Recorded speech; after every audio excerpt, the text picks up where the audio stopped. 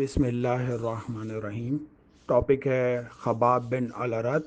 یہ صحابی رسول بھی ہیں اور اصحاب امام علیہ السلام میں بھی شامل ہوتے ہیں۔ ان کی جو کنیت ہے وہ ابو عبداللہ تھی۔ 37 میں یہ مکہ میں پیدا ہوئے، مدینہ گئے ہجرت کر کے، پھر کوفہ میں مولا علی علیہ السلام کے ساتھ رہے۔ مہاجروں میں سے تھے، تمیمی اور خزائی قبیلہ ان کا تھا۔ ان کی جو والدہ ہیں ارد بن جندلہ تھیں، والد جو تھے عبداللہ بن خباب تھے۔ 37 ہجری میں کوفہ میں جو ہے یہ شدید بیمار ہو گئے تھے، وہیں ان کا انتقال ہو گیا تھا اور کوفہ کے اندر ہی ان کو دفن کر دیا گیا تھا۔ اور ان کے بارے میں جو ملتا ہے کہ یہ ان خوش نصیب بزرگوں میں سے تھے جو دعوت اسلام کے بالکل ابتدائی زمانے میں، یعنی کہ زید بن ارقم کے گھر میں جب رسول خدا رہتے تھے تو وہاں پہ انہوں نے اسلام قبول کیا تھا۔ خباب کے اسلام قبول کرنے کے زمانے میں اسلام کا اظہار تعزیرات مکہ میں ایسا شدید جرم تھا جس کی سزا میں مال اور دولت، ننگ اور ناموس، ہر چیز سے ہاتھ دھونا پڑتا تھا، لیکن خباب نے اس کی بالکل پرواہ نہیں کی۔ جناب خباب کے متعلق کہ زمانے جاہلیت میں آپ غلام بنا کر مکے میں بیچ دیے گئے تھے اور اولین اسلام قبول کرنے والوں میں آپ کا 6 نمبر تھا۔ اولین اسلام قبول کرنے والوں کو کفار مکہ نے شدید ظلم و ستم کا نشانہ بنایا۔ ان لوگوں کو لوہے کی زرہ پہنا کر سورج کی شدید دھوپ میں جھلسایا گیا۔ کفار نے ان کی پیٹھ پر گرم گرم پتھر رکھے، یہاں تک کہ ان کی پیٹھ سے گوشت جاتا رہا، لیکن وہ دیگر افراد کی طرح حضرت خباب نے بھی کسی صورت اسلام سے انکار نہیں کیا۔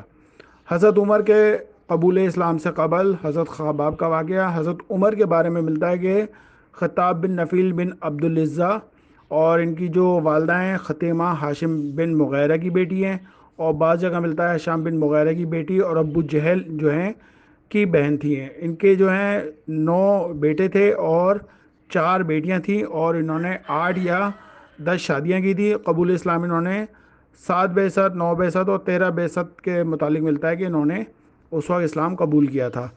حضرت عمر کی طبیعت میں سختی کا مادہ تو ہمیشہ سب لوگ جانتے ہیں، مگر اسلام کی دعوت نے اسے اور بھی زیادہ کر دیا تھا۔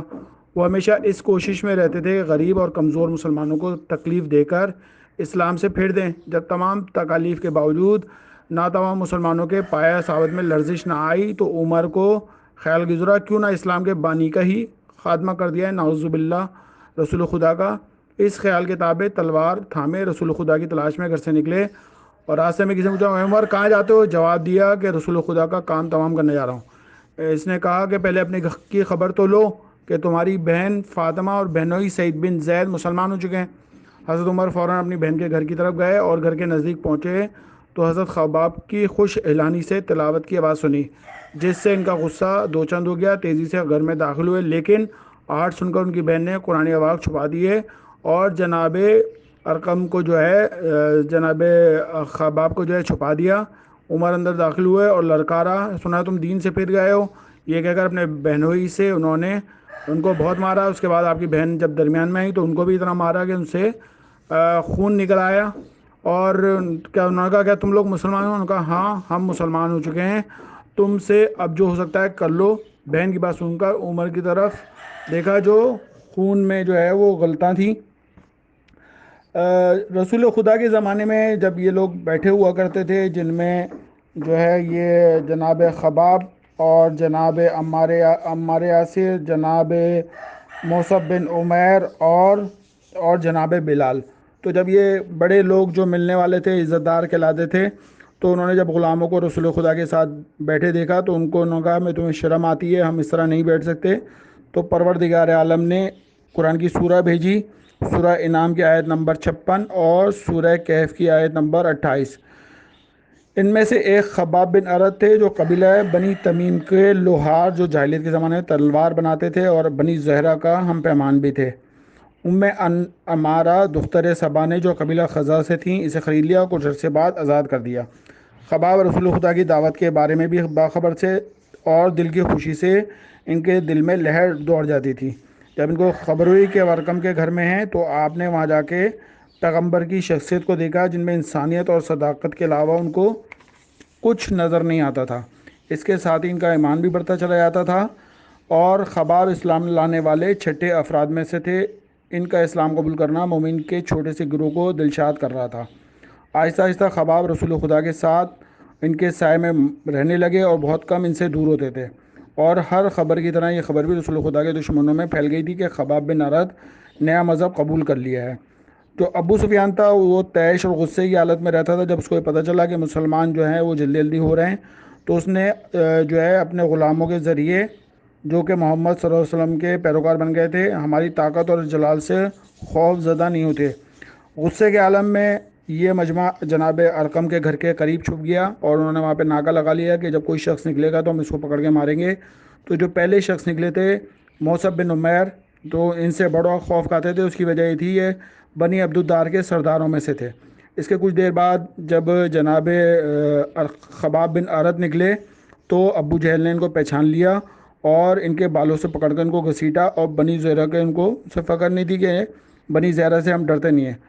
خباب کو کھینچتے ہوئے ابو سفیان کے پاس لائے۔ سفیان کوڑا ہاتھ میں لے کر آگے بڑھے اور تکلیفوں اور اذیتوں کی ابتدا صبح تک کسی وقفے کے سلسلے کے بغیر ان کو مارتے رہے۔ قریش نے انہیں جتنی تکلیفیں دیں، ان کا ایمان اور استقامت بڑھتا گیا۔ ابو سفیان اور اس کے ساتھیوں کی تمام جان لیوا سختیوں کے باوجود بھی مسلمانوں کو جوش و جذبہ ختم نہیں ہوا۔ خباب کو دی گئی تکلیفیں ناقابل یقین ہیں۔ انہوں نے ایک دن کے اندر مسلسل 7 مرتبہ میرے شکم کو جلایا۔ جناب خباب بیان کرتے ہیں، اگر رسول خدا نے مجھے منع نہ کیا تو میں موت کی تمنا کرتا۔ ابو سفیان اس نے اپنے غلاموں کو اس کام پر لگایا کہ وہ لوہے کا تنور سرخ کر کے خباب کے سر پر رکھیں۔ خباب نے ایک دفعہ رسول خدا سے اپنا حال بیان کیا۔ رسول خدا غمزدہ ہوئے اور اپنا ہاتھ اس کے شانے پر رکھ کر اس کے حق میں دعا کی اور آخر فرمایا، خدایا خباب کی مدد کر۔ عمر ابن خطاب، تو آپ کو پتہ ہے کہ ہم اس کا واقعہ بیان کر چکے ہیں۔ تو جب عمر نے دیکھا کہ ان کے گھر میں اسلام آ چکا ہے تو بڑے جو ہے شکست خوردہ غصے عالم میں اپنے گھر سے پلٹے۔ اتفاق سے ایک لمحے انہوں نے خباب بن ارد سے سورہ طہ کی کچھ آیتوں کو سن لیا تھا، اور رسول خدا نے ان دونوں کے پاس قرآن کی تلاوت کرنے کے لیے بھیجا تھا، یعنی کہ حضرت عمر کے بہن اور بہنوئی، اور جیسے یہ دونوں نو مسلم عمر کے قدموں کی بات سنی تو یہ اپنا چھپ گئے تھے۔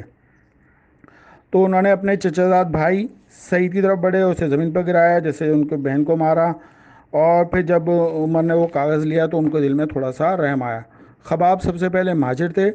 ہر جنگ میں خباب وہ سپاہی تھے جو پیغمبر کے ساتھ جنگ کرتے، اور وہ نہ صرف جنگ میں بلکہ ہر جگہ ایک مجاہد تھے۔ ارقم ایک گھر جہاں بھی اسے قرآن سکھانے کے لیے بھیجا جاتا تھا۔ خباب رسول کے ساتھ فدیہ کاری کرتے رہے، پھر رسولوں کے بعد حضرت علی علیہ السلام کے ساتھ رہے اور پوری سچائی کے ساتھ ان کی مدد کرتے رہے۔ ان حضرت کے ساتھ کوفے میں گئے، مولا علی علیہ السلام اور ہمیشہ ان کے ساتھ رہے۔ انہوں نے جنگ صفین کے علاوہ، جس میں وہ شدید بیمار ہو گئے تھے، تمام جنگوں میں حصہ لیا اور بہادری کے ساتھ جنگ کی۔ ہجرت کے 37 سال گزرنے کے بعد خباب بن ارد جو ہے خالق حقیقی میں کو آواز لبیک کا مولا علی علیہ السلام نے اس بزرگ صحابی کی یاد میں امام کی آنکھوں سے آنسو جاری ہوئے، اور خشک زمین نے گرم آنسوؤں کو جذب کر لیا اور اس دنیا میں ہمیشہ زندہ رہیں گے۔ امام علیہ السلام نے ان کے بارے میں فرمایا، اے اللہ خباب پر رحمت ہو، شدید شوق سے اسلام لایا، خدا اور اس کے رسول پر کے حکم پر ہجرت کی، اس کی تمام زندگی جہاد کرتے ہوئے گزری، اس کے جسم پر تکلیفوں اور اذیتوں کے نشان پڑ گئے ہیں۔ جو نیک عمل کرے اس کا اجر ضائع نہیں ہوتا۔ خوش نصیب ہے ایسا شخص جس نے قیامت کی یاد کے ساتھ زندگی گزاری اور روز حساب کے لیے عمل کیا۔